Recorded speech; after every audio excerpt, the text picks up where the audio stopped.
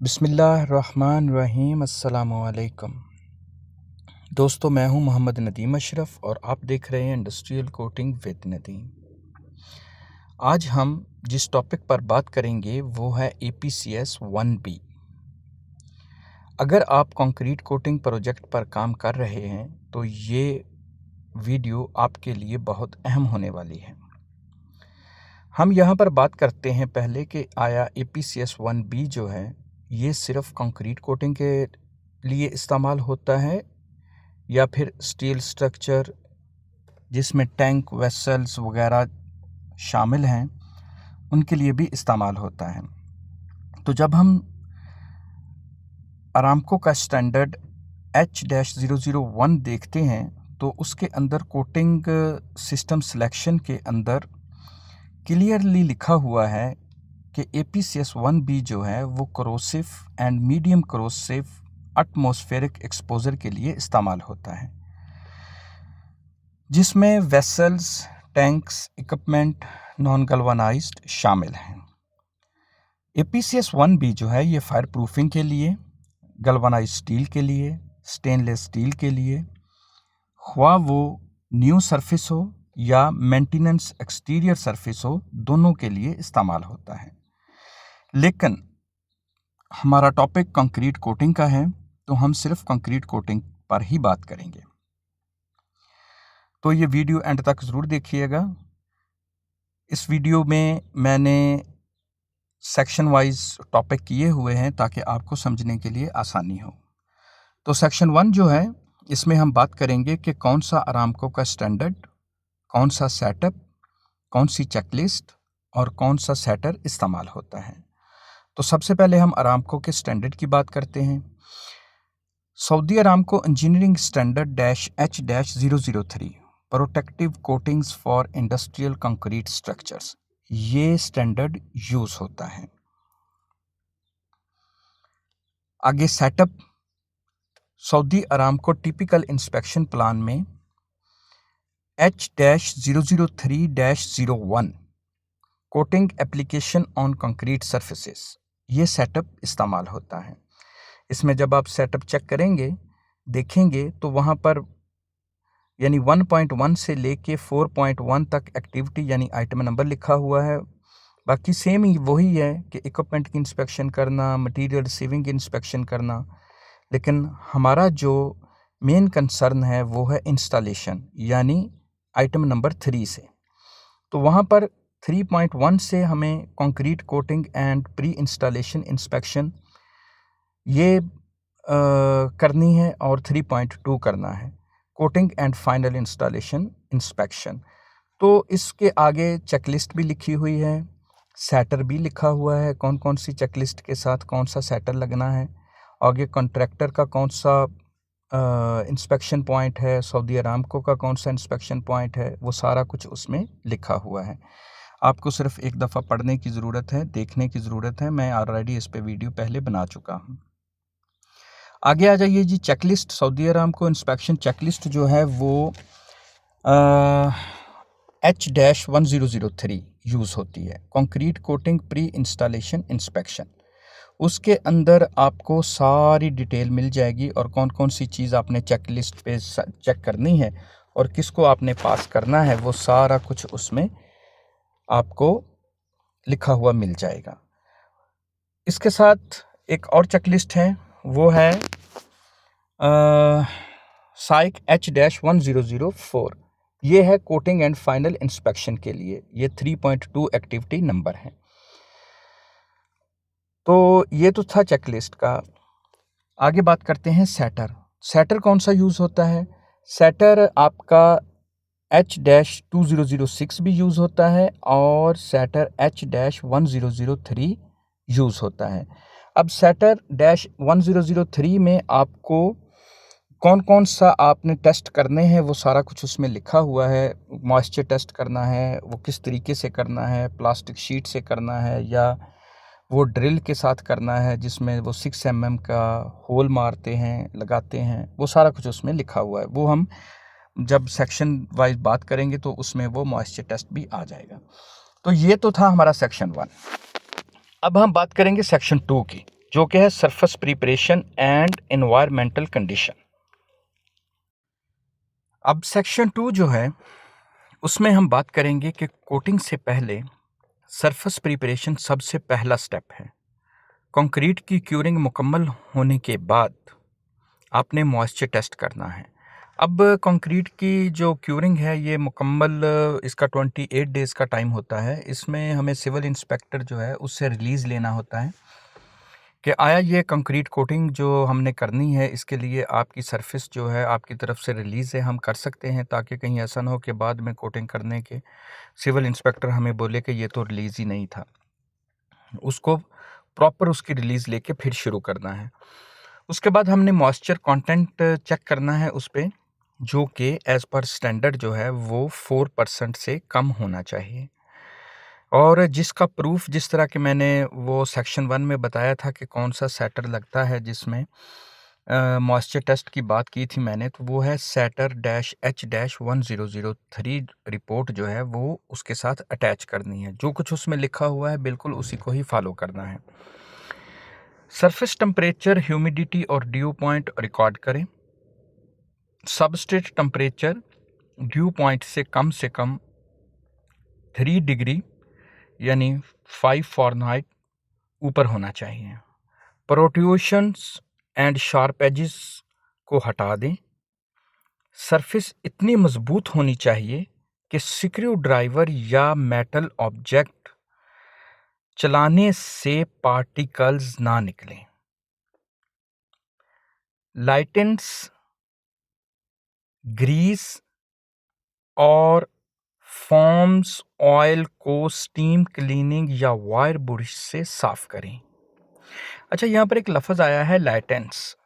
लाइटेंस होता क्या है, इसके बारे में मैं आपको ज़रा थोड़ा सा इंफॉर्मेशन देता हूँ, क्योंकि हमारे बहुत सारे दोस्त जो हैं उनको इसके बारे में आइडिया नहीं होता।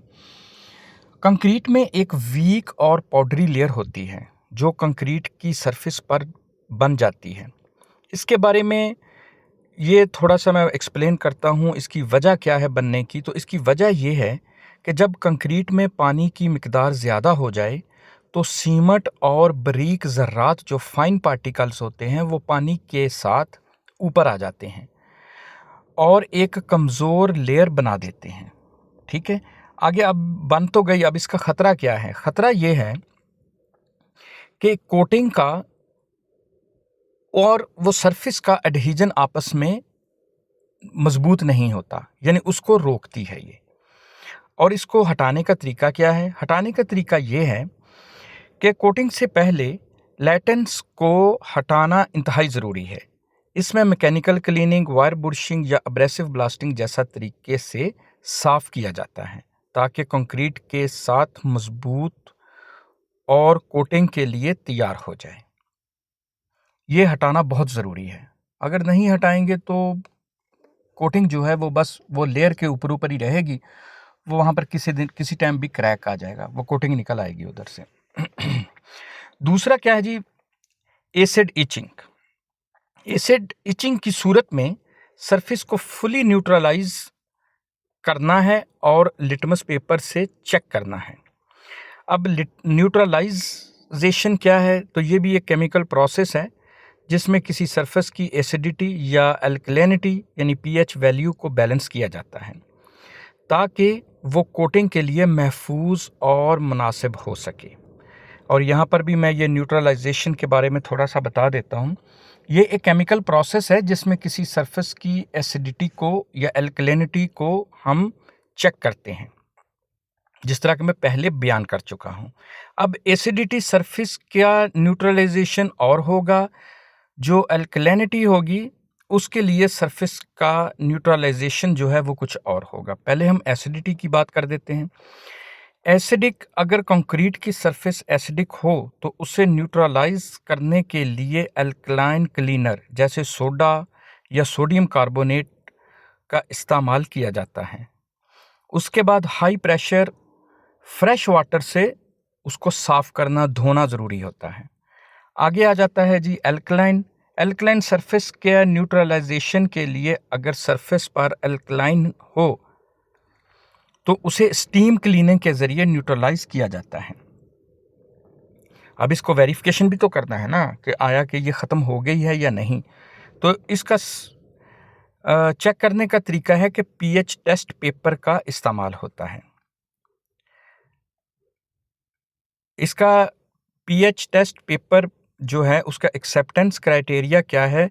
रेनेज वाटर यानी धोने के बाद बचा हुआ पानी का पीएच रीडिंग फ्रेश वाटर के पीएच रीडिंग से 1 यूनिट से ज़्यादा कम या 2 यूनिट से ज़्यादा नहीं होना चाहिए।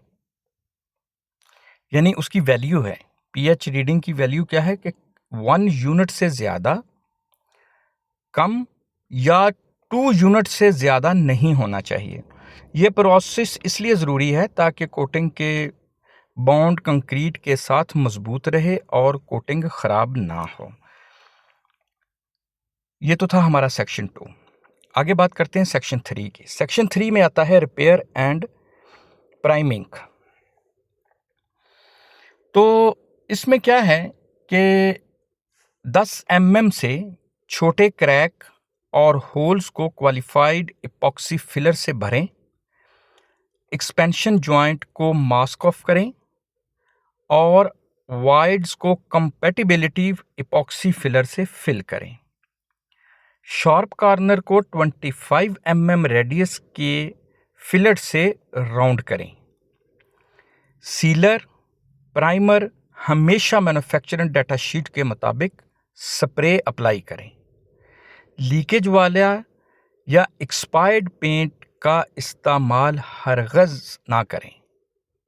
ठीक है जी, ये बात जहन में रखनी है। यानी रिपेयर करना है, प्राइमिंग करना है, यानी इसमें कंक्रीट में क्या होता है, पहले होता है फिलर, माइंड में रखना, उसके बाद सीलर, उसके बाद फर्स्ट कोट, फिर सेकंड कोट। ठीक है ना। फिलर में क्या है कि कोई क्रैक वगैरह आ गया तो उसको फिल कर देना, फिलर से फिल, उसके बाद सीलर, सील कर देना, यानी उसको उसके ऊपर सील कर देना। वो चमकता हुआ एक एपॉक्सी टाइप होता है तो वो उसके साथ ऊपर लगा देना। ठीक है, फिर फर्स्ट कोट, सेकंड कोट, इस तरह करके। ये तो था हमारा सेक्शन 3। अब बात करते हैं जी सेक्शन 4। सेक्शन 4 में हमने करना है क्या है जी, मॉइस्चर टेस्टिंग प्रोसीजर। हमारी कंक्रीट ओके हो गई, सारा कुछ हो गया। उसके बाद ये फिलर लगाने से पहले, सीलर करने से पहले कंक्रीट को जब हमने देखा विजुअली तौर पर, तो हमने उसका ऊपर मॉइस्चर टेस्ट करना है। तो कंक्रीट में मॉइस्चर चेक करने के 2 मेन तरीके हैं। एक तो है प्लास्टिक शीट मेथड का, जो कि 0.1 mm थिकनेस का हो और 18 बाय 18 इंच यानी 45 mm बाय 45 mm उसकी लंबाई चौड़ाई, उस तरह प्लास्टिक जो है वो आपने कंक्रीट के ऊपर लगा देना है टेप के साथ 16 घंटे के लिए। और अगर अंडर साइड पर मॉइस्चर ना हो तो आप कोटिंग स्टार्ट कर सकते हैं। वो आपने विजुअली देखना है कि इतनी बड़ी कंक्रीट है, उसके ऊपर प्लास्टिक लगा दिया है तो 4% से कम आपको पता चल ही जाता है। लेकिन चूंकि ये जो अभी सऊदीया में ये टेम्परेचर होता है ना, जून जुलाई अगस्त का, जो यहाँ पर मॉइस्चर ज़्यादा होता है, ह्यूमिडिटी ज़्यादा होती है, तो इसलिए ये प्लास्टिक का जो है ना मेथड, ये बहुत इफ़ेक्टेबल है, इसको करना लाजमी है कंक्रीट के ऊपर। और दूसरा तरीका जो है वो है ड्रिल का, कि 2 ड्रिल होल 6 mm डायामीटर के और 25 mm डीप और 150 mm इसको करके एल्कोमीटर प्रॉब को होल में डालें और सिलिकॉन पुट्टी से सील कर दें। फिर 24 आवर्स के बाद से मॉइस्चर रीडिंग ले लें, जो आएगी वो 4% से कम होनी चाहिए। एक और मेथड है, वो है इकोमीटर। वो उसमें होल नहीं लगाते, वो मतलब उसके बाहर क्या बोलते हैं, 4 लेग्स हैं उस मीटर के साथ, तो उसको डायरेक्ट ही कंक्रीट के ऊपर लगा देते हैं, तो फिर उसकी रीडिंग लेते हैं। लेकिन वो कोई एक्यूरेट नहीं है, मतलब इतना वो अगर आप कहें कि ये एक्यूरेसी देता है तो वो सही नहीं है। वो उसकी पिक्चर्स भी मैंने शेयर की है, वो आप देख सकते हैं वीडियो इसकी। तो लेकिन वो जो है ना, वो इतना कारआमद नहीं है। सिर्फ ये 2 मेथड बहुत इंपॉर्टेंट है, एक तो मॉइस्चर टेस्ट बाय प्लास्टिक और दूसरा मॉइस्चर टेस्ट बाय ड्रिल के साथ, एल्कोमीटर प्रॉब के साथ। ठीक हो गया जी। ये तो था हमारा सेक्शन 4। अब आइए हमारा सेक्शन 5, लास्ट जो सेक्शन है वो है installation and final inspection. Installation के वक्त इन पॉइंट का ख्याल रखें, सिर्फ अरामको अप्रूव प्रोडक्ट ही यूज़ होनी चाहिए।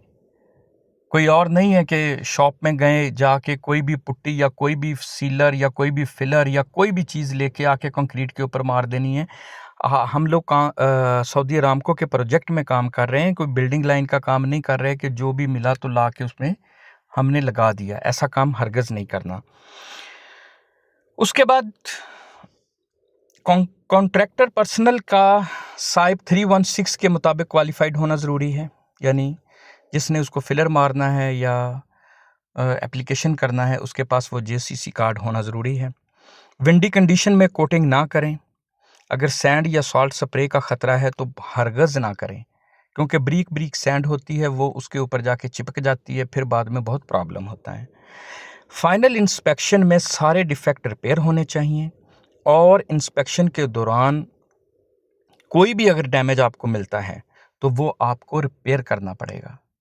अगर आप उसको रिपेयर नहीं करेंगे तो वो मॉइस्चर या हवा या कोई भी कंटेमिनेशन उसके अंदर चली जाएगी तो और वो आपके कंक्रीट को या वो आपकी उसको कोटिंग को डैमेज कर देगी, फिर उसका कोई फ़ायदा नहीं है। तो दोस्तों, ये थी APCS 1B के बारे में इंफॉर्मेशन जो कि मैंने आप लोगों के साथ शेयर कर दी है। इसमें मैंने आपका स्टैंडर्ड भी बता दिया, सेटअप भी बता दिया, चेकलिस्ट का भी बता दिया, यानी 1 बाय 1 हर चीज़ का मैंने आपको बता दिया। मॉइस्चर टेस्ट भी बता दिया, कौन कौन सा करना है, फिलर कैसे फिल करना, हर चीज़ जो है वो स्टेप बाय स्टेप आपको मैंने बता दी है। तो ये वीडियो अपने उन कोटिंग इंस्पेक्टर दोस्तों के साथ शेयर करें जो कि as a coating inspector Saudi Aramco के प्रोजेक्ट्स में काम करते हैं और वो बिल्कुल नए हैं। तो ये वीडियो उनके लिए बहुत कारआमद साबित होगी। तो अगर वीडियो आपको पसंद आई है तो आप इसको लाइक, सब्सक्राइब और शेयर ज़रूर करें। इंशाअल्लाह मिलेंगे अगले किसी टेक्निकल वीडियो के साथ। अब तक के लिए मुझे इजाज़त दीजिएगा। अपना बहुत सारा ख्याल रखिएगा। अल्लाह हाफ़िज़।